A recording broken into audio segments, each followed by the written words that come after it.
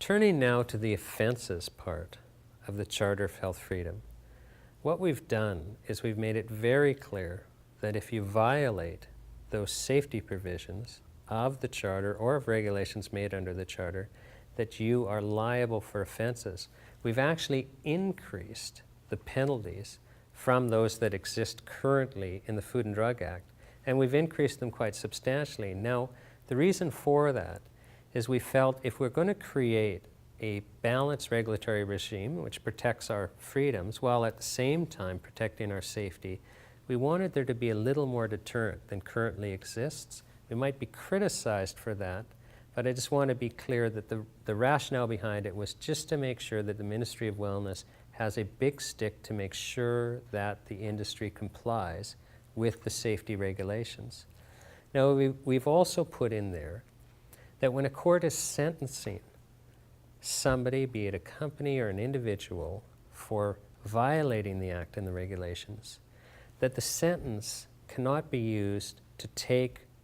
a treatment that people rely on away unless there's a real health risk for it. And again, we're just trying to stay within the constitutional bounds. And the purpose for sentencing, there's several sentencing principles, but the first principle is you're trying to deter the person and you're trying to deter others. But it's not a sentencing principle in Canadian law that the purpose of a sentence is to remove a treatment that people rely on for their health from the market.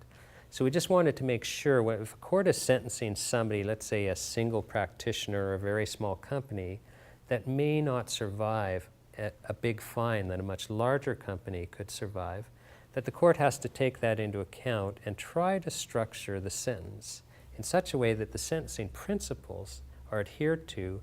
but a treatment that is otherwise safe and that people are relying on is not removed. It would be somewhat ironic if the court would remove a product and cause harm to drive home a point, when if the manufacturer did that, they would be committing criminal negligence. So we're just trying to make it very clear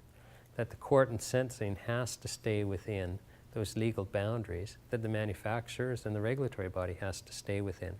But as I say, we've structured the offense section in such a way that the penalties are increased so that we can deter manufacturers and retailers and practitioners from doing anything that's unsafe.